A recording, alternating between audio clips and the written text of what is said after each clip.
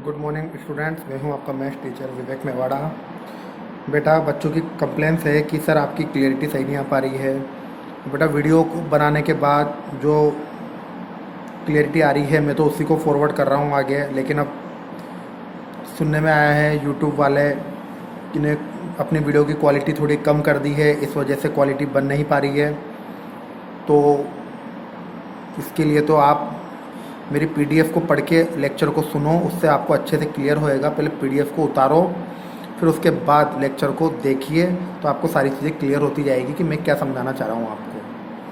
तो जैसा कि हम कल चैप्टर 1 नंबर सिस्टम के बारे में पढ़ रहे थे, हमने कुछ नंबर्स के बारे में पढ़ा है। तो देखिए आज आगे के और बाकी के नंबर्स क्या होते हैं। इन नंबर्स को दिमाग में अच्छी तरह से फिट रख लेना है, क्योंकि बेटा बहुत ज़्यादा काम आएंगे आपके एज ए फ्यूचर में, बहुत ही काम आएंगे। ये चैप्टर बहुत इंपॉर्टेंट चैप्टर है, और जितने मैं नंबर पढ़ा रहा हूँ उन नंबरों के बारे में अच्छे से नॉलेज रख लीजिएगा आप, क्योंकि बार बार ये नंबर नहीं पढ़ाए जाते हैं। 10th में आते वापस से ये नंबर आपके यूज़ में आएंगे, 11th में, 12th में, सब क्लासेस में काम आएंगे। तो अगला आता है रियल नंबर। तो रियल नंबर को कैपिटल आर से रिप्रेजेंट किया जाता है। तो मैं इसके लिए मैंने एक बिल्कुल सिंपल सी डेफिनेशन बोली है कि दुनिया के अंदर जितने भी नंबर होते हैं, दुनिया के अंदर जितने भी नंबर होते हैं, चाहे वह पॉइंटों में हों, अंडर रूट में हों, फ्रैक्शन की फॉर्म में हों, रिपीटेड नंबर हो, नेगेटिव नंबर हो, ये सब नंबर रियल नंबर होते हैं। दुनिया के अंदर पाए जाने वाले सभी नंबर रियल नंबर होते हैं। बस एक नंबर होता है जिसको छोड़कर बाकी सभी नंबर रियल नंबर होते हैं, और वो एक नंबर होता है आपके कॉम्प्लेक्स नंबर। जैसा कि ये आपके एक चैप्टर क्लास 11th में आएगा, कॉम्प्लेक्स नंबर। तो बस अभी मैं आपको इसके कॉम्प्लेक्स नंबर के बारे में इतनी ही बात बताना चाहूँगा कि कोई सा भी रूट के अंदर अगर कोई सा भी नंबर नेगेटिव होता है तो वो कॉम्प्लेक्स नंबर होता है। जैसे रूट के अंदर मैंने लिखा -2, तो आप इसको गलती से इस तरह से मत लिख दीजिएगा माइनस बाहर लगा के √2, ये बिल्कुल गलत है आपका लिखना। जैसे मैंने लिखा रूट के अंदर -1, तो आप इसको माइनस बाहर लगा के रूट के अंदर 1 मत लिख दीजिएगा, ये गलत है। तो रूट के अंदर अगर कभी भी नेगेटिव नंबर आता है तो वो नंबर कॉम्प्लेक्स नंबर होता है। और कॉम्प्लेक्स नंबर एक इमेजिनरी नंबर होता है जिसको हम रियल नंबर नहीं मानते हैं। कॉम्प्लेक्स नंबर एक बिल्कुल अलग चीज़ है।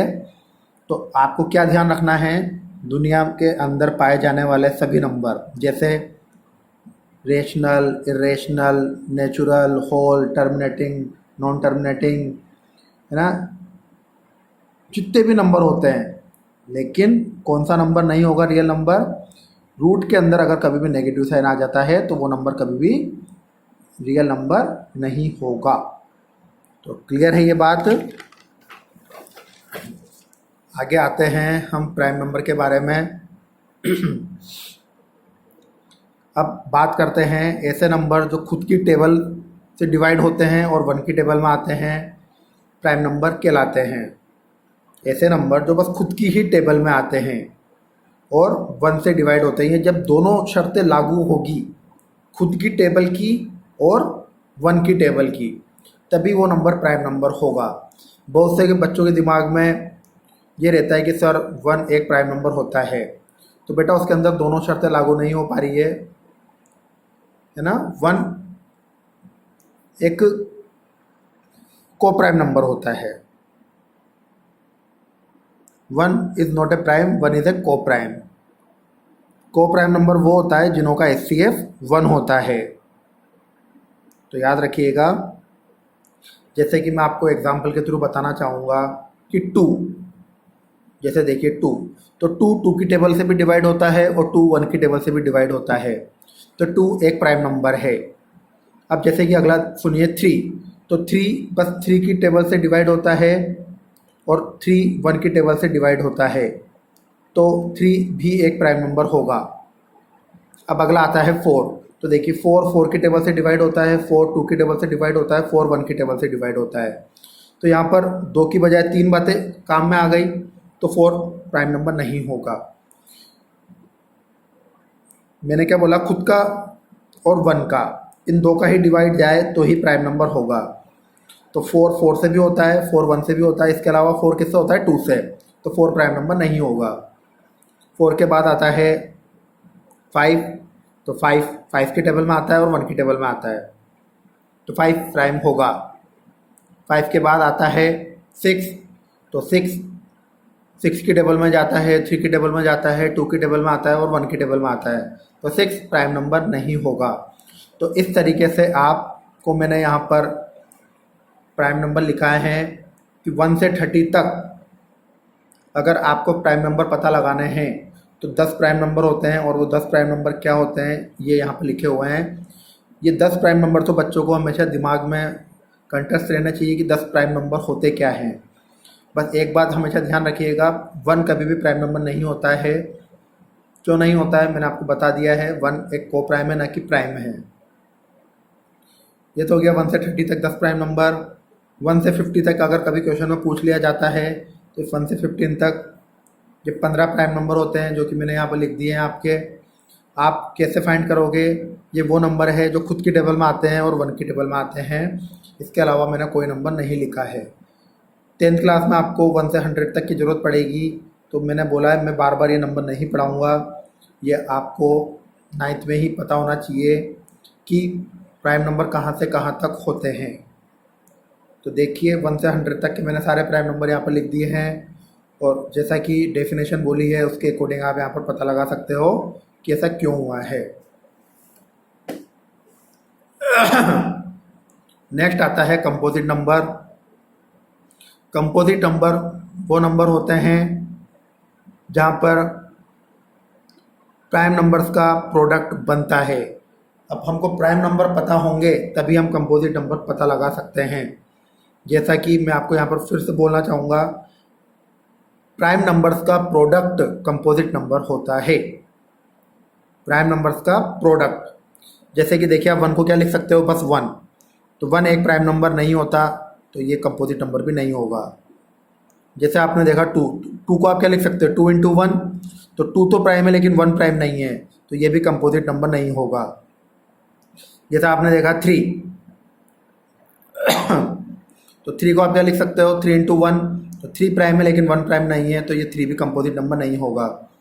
अब जैसे आया अगला नंबर 4, तो 4 को आप क्या लिख सकते हो, 2 इंटू 2, तो यहाँ पर देखा 2, यहाँ पर भी 2, तो दोनों बार प्राइम नंबर आ रहा है, तो मैंने बोला प्राइम नंबर्स का प्रोडक्ट का मतलब मल्टीप्लाई, तो 2 प्राइम नंबर के बीच में अगर मल्टीप्लाई का साइन आता है तो वो कंपोजिट नंबर होगा। तो ध्यान रखिएगा कि सबसे छोटा कंपोजिट नंबर 4 होता है। अब देखिए 5 को क्या लिख सकते हो, 5 इंटू 1, तो 5 तो प्राइम है लेकिन 1 नहीं है, तो ये कंपोजिट नहीं होगा।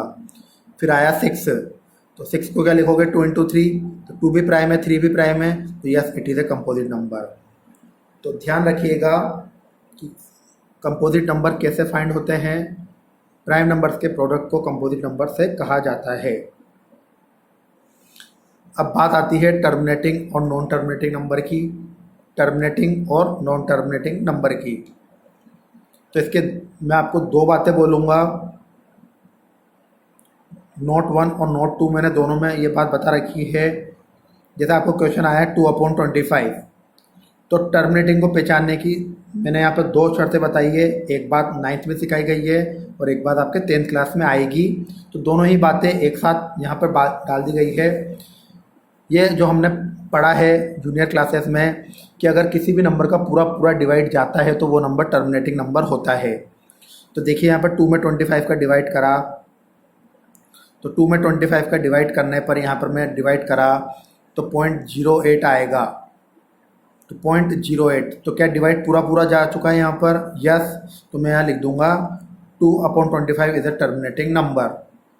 फिर मैंने यहाँ पर आपको दूसरे वाले में लिख रखा है कि टर्मिनेटिंग नंबर के पहचानने की दूसरी कंडीशन मैंने यहाँ लिख रखी है कि आप जब कभी भी क्वेश्चन का जो डिनोमिनेटर होगा, ओनली फॉर डिनोमिनेटर, न्यूमरेटर नहीं, आप उस डिनोमिनेटर का प्राइम फैक्टर करोगे। क्या करोगे, प्राइम फैक्टर। और अगर प्राइम फैक्टर में आपको सभी फैक्टर या तो 2 दिख जाए या फिर सभी फैक्टर आपको 5 दिखे या फिर 2 और 5 दिखे तो वो नंबर टर्मिनेटिंग नंबर होगा। सीधी सी भाषा में मैं यूँ बोलूँगा, 2 और 5 के अलावा अगर कोई सा भी प्राइम फैक्टर करते वक्त अगर कोई नंबर दिखता है 2 के और 5 के अलावा कोई सा भी नंबर आ गया तो वो नंबर टर्मिनेटिंग नंबर नहीं होगा। तो जैसा कि मैं आपको यहाँ बताना चाहूँगा कि मैंने 2 और 25 का देखा, तो मैंने क्या करा, ये जो डिनोमिनेटर है 25 इसका करा प्राइम फैक्टर। तो 25 5 के टेबल में गया 5 टाइम, तो यहाँ पर जो हमारे फैक्टर हैं क्या ये सभी 5 की फॉर्म में आ गए, तो मुझे दिख गया यस। तो मैंने यहाँ पर बिना कुछ सोचे बिना कुछ समझे लिख दिया कि yes it is a terminating number. जैसा कि यहाँ पर मैं आपको दूसरे एग्जांपल से समझाना चाहूँगा, 2/15 आपके पास पहला मेथड है, आप 2 में 15 का डिवाइड करो, अगर पूरा पूरा डिवाइड जाता है तो टर्मिनेटिंग होगा, और अगर पूरा पूरा डिवाइड नहीं जाता तो नॉन टर्मिनेटिंग होगा।